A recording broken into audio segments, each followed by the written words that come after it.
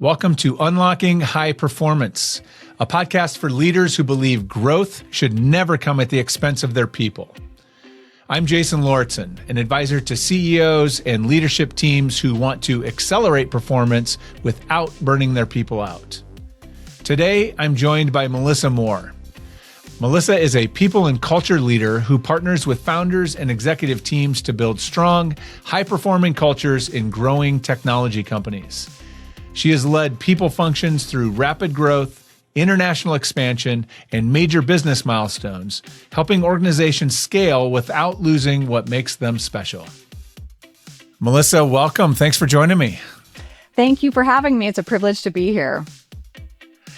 Well, I am really excited for this conversation because, as you know, we're going to dive into a topic that's near and dear to my heart. And I think it sounds like you did some really exceptional work. So I'm excited to learn about it and learn from your work. But before we dig in, let's set a little bit of context. So this is the story that we're going to talk about today, or the work is from when you were with a company called Ampere.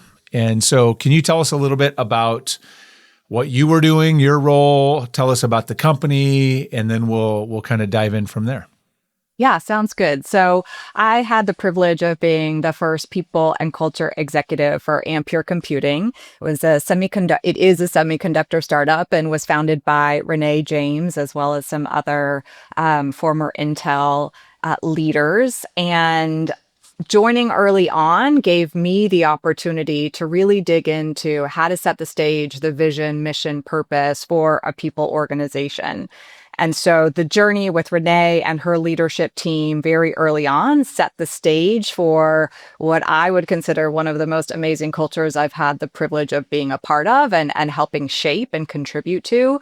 And so we were very intentional early on through Renee's leadership about how to establish the culture and the right operating model and rhythm for how the business ran. So we'd love to dig into a little bit more about what I think worked and my learnings, and now what I think is true for organizations, not just, my experience at Ampere, but prior organizations as well, that really help set the foundation for people to do their best work.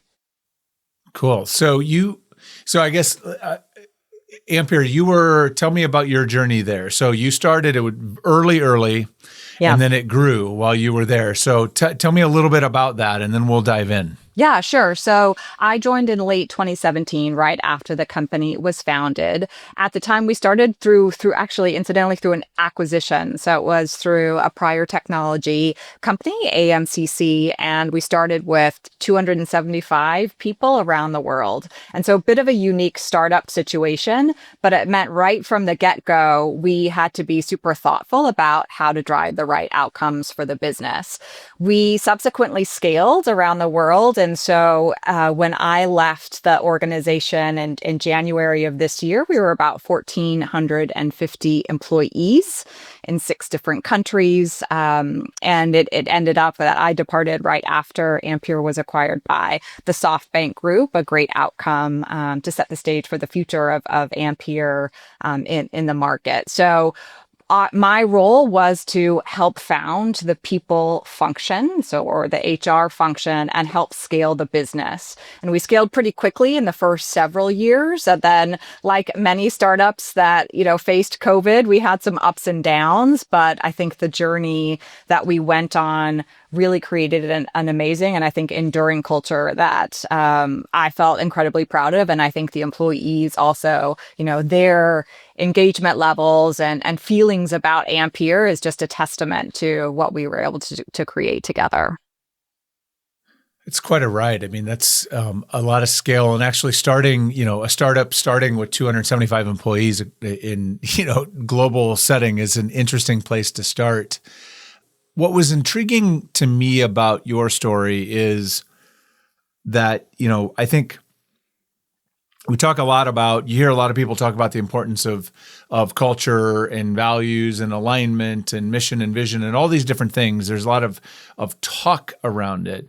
But I think oftentimes what gets lost in it, and something I find myself, I guess, preaching frequently, is that if you don't start with real clarity from the top of the organization, right? If you don't have kind of the those key pieces in place, then the rest of it is really hard, and your likelihood of success is very low if you don't have those pieces. And it sounds to me like your leadership group understood this and really did the work. And so I'd love to kind of start there, because it sounds like you started with kind of making sure that things like vision and mission and those sorts of things were crystal clear. And I'm curious, I guess, what did that look like? Like as you were, because startups are moving really fast and feel like they have to go even faster than they can go. So what did that look like? What did that process look like? And sort of as you were getting ready to kind of figure out the people and culture stuff, what got done at that level before you kind of took it and ran with it? Yeah, sure. So was very fortunate to have the opportunity to work for Renee James, who was just a strategic visionary and was very clear about what she wanted to create in Ampere. And her focus was always about inventing the future and what comes next in the semiconductor industry. And so starting with her vision to be able to help bring that to life in the organization is where I stepped in early on, in partnership, of course, with her and the rest of the leaders. And so Renee was very clear about her vision, but also the values for the organization. She knew what she wanted and just as much what she didn't want. And some of those principles around, no brilliant jerks, that I think everybody wants to work in an organization where they feel that they can make an impact and do incredible things with people that they care about and are going to treat each other well. But she had very strong set of values, and whether that is, customers come first and challenge your intellect and disciplined innovation, a core part of, being an R&D organization and trying to change the future of technology in the semiconductor industry was what she was hoping to achieve. So taking those values, one of the first things we did as a leadership team, I think it was, in February of the following year, following our founding, we did a workshop with all of the leaders to take the values that Renee had set and drive them down into behavior. So what does it mean to have disciplined innovation? What does it mean to have an inclusive workplace? And really defined each of those values through a set of behaviors. And those behaviors, then the leadership team agreed upon them and we communicated them out to the organization. They're still on the intranet about what we expect from you. So it aligned around, these are our ways of working. This is how we expect you to show up every day. And so that was early on, really setting that stage and defining behaviors along with the set of values. And then we took that a step further to try to say, all right, well, how do we build that into, so, one of the core things you do early on in a startup is hiring. And so building that into our hiring practices, our interview guides, the questions that we focus on really about how do you hire for the values of the organization, ensure that, especially when you're growing fast, the people that joining your organization are going to be aligned to those values and want to show up in the same way. And so it was in hiring, it was in performance. So every performance review talked, had a question, even though our performance reviews were quite light. We always had a question around how did you bring the values of the company to life through your work? And so there were accountability metrics for the behaviors that we had in the organization that were reinforced through, of course, Renee's leadership and the other leaders in the organization. To make sure that there were some accountability measures. And so the way that we recognized as well, so we had recognition programs and, like many companies, awards around creating inventing the future, of course, but also really showing up in a way that made the organization a better place to work. And so that was early on, some exercises that we did. And there were some key learnings, right? Initially, we thought, we're going to have a scorecard for this. And And turns out that was too much, right? The scorecard was not adopted. And so what were other ways that were light touch to kind of reinforce that operating model, if you will? And so, as I mentioned, in thinking about progression, right? Who continues to progress through an organization, and how do you ensure that those future leaders also are aligned to the right behavior? So I think reinforce for us, rather than a scorecard, it was reinforcing through consistent communication from the leaders about who we are, how we show up every day, and how we contribute to the organization, and then creating that high performance culture that every startup aspires to really drive the future. How did you do, or what did you put in place to ensure that the behaviors that you were asking for were sort of being consistently demonstrated, role modeled at the top level, at sort of senior level of leadership? Because my experience is that leaders love this exercise. That oftentimes it's like they like going through it and mapping out the behaviors, but there's some kind of a weird disconnect often when they're in the room. They're always thinking about the behavior of all of their people or the people that are out there, and they tend not to sort of think about it in an internalized way. Not always. Some leaders do, but a lot of times they miss. They're like, oh no, this is actually how we should be. This is what we are supposed to be holding ourselves to account for as well. So how did you approach that to make sure that your leadership team wasn't just sort of talking the talk, but they were walking the walk of these behaviors and values every day? So I think, early on, in terms of the other founders of the company, so our CTO Atik and other engineering leader Rohit, I mean, they were committed to these behaviors in terms of how they also led their organizations. And so the engineering organization was, roughly 85% of the company, certainly in those early stages.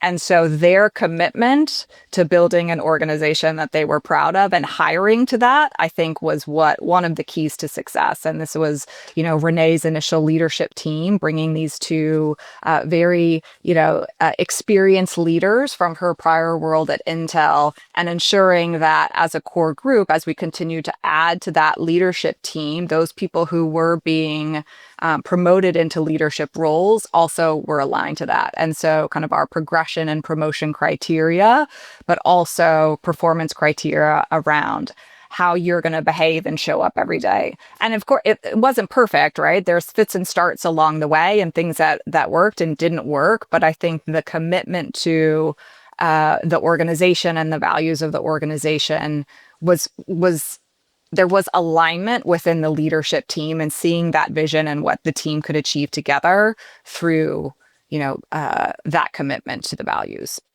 So maybe it's a bit of making sure that you have the right leaders around you that are aligned.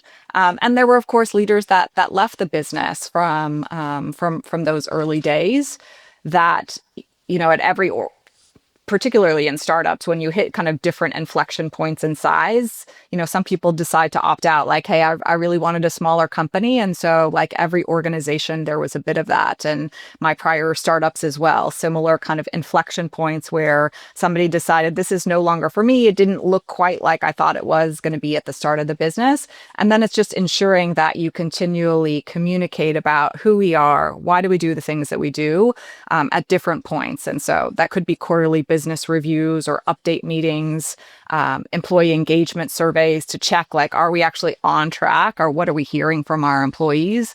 And then course correcting if things don't go right.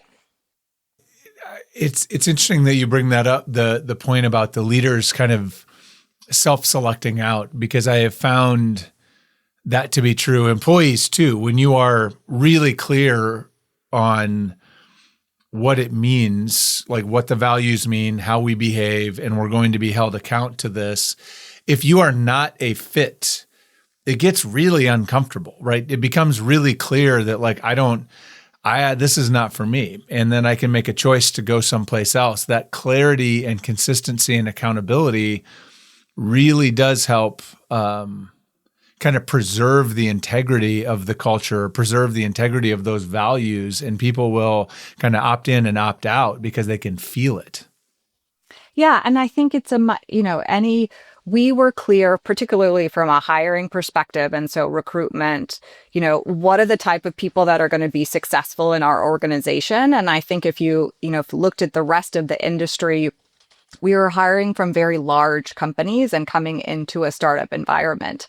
So very, very different organization, right? Much less bureaucracy, a lot more ambiguity about, you have to get comfortable as you scale that not everything is going to be defined. And so there was a lot of process that had to be created. And so those people who can thrive in a little less structure, right, are going to be successful in startups. And so that keeping that in mind was also part of our hiring practices, that we want people who are willing to do things differently, to, challenge challenge the kind of status quo for like, okay, well, you were in a large organization. Now you're maybe a tenth of the size, right, compared to some of these, competitors. And so having that different mindset and people who were hungry for doing things differently was one of the key aspects of how we hired, so that we knew also all the time you're investing that these, the folks that join us are going to want to stay and be committed to the organization.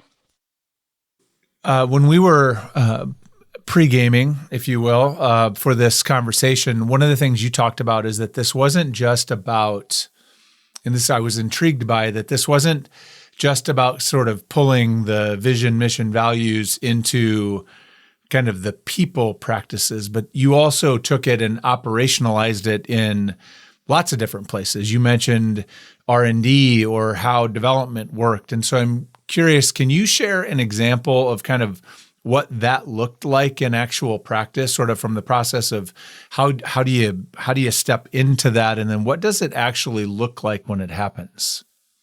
Sure. So I think the key things that I think about in terms of the R&D organization were the development methodology that they implemented was, a specific behavioral set of like, how do you show up every day and create something different and new that is going to beat the market. So very experienced leadership team that then put in a specific R&D approach to help guide the organization. And some of those things were, an annual roadmap. So if we have to hit an annual roadmap, then what do we need to do to get there? And having a specific engineering cadence that allowed them to achieve those goals. So certainly a very clear roadmap was a part of that. And knowing then how to get to that roadmap through a leaner R&D organization. So without getting into the specifics of development, right, that for that organization, it was just being clear around what is our roadmap? How are we going to get there? What teams and what talent do we need to get to that, to achieve that roadmap? And then working through a development methodology that was faster than other organizations. And some of that was through design verification process and different ways that the organization went through their engineering work. And this was, help me in terms of, at least as I understood that, like this kind of ladders up or connects to the broader vision and mission. Like that's kind of how it was born. So can you help me connect the alignment? How did that alignment look in terms of just organizationally, how someone understood it? Sure. So I think that, the clarity from the top around this is the market, this is our roadmap, this is how we're going to meet the market on an annual cadence. And part of a startup is being, you can get faster to market. You're a leaner team. How do you do things differently that is going to help you within relative to your competition? And so there were, of course, monthly engineering meetings that early on then set the stage for how you're going to achieve a particular roadmap. But, Renee, very clear on, okay, well, what are the differentiators for us as a company? We also got very specific about, we're going to do this one thing very, very well, right? So being clear about the product roadmap and the focus on cloud and data centers, high power, kind of low power, high performance focus to make sure that there was clear focus on that goal. And it's trying to like crystallize it, thinking back to some of those, quarterly employee update meetings where we talked about the roadmap, we reported those out, and employees got to see very quickly like how they were achieving their engineering milestones and putting, performance metrics around that. So given the experience you've had, you use the word clear a lot, which obviously really important, clarity important, sort of as a foundation. I'm curious kind of what you've learned, because I know you've done this multiple times, sort of what you've taken away from your experiences when you think about building culture, scaling culture, or sort of really creating a culture that powers the business related to clarity. What are the kind of key things that you've learned that you would, if you stepped into or when you step into your next role, that will guide kind of how you approach the work?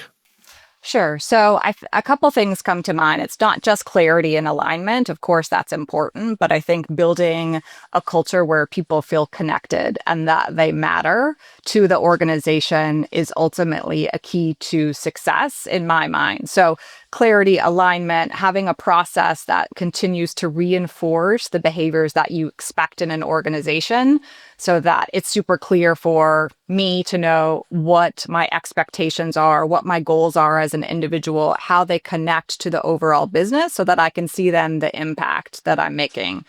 And so creating connection through, some people might use the term belonging.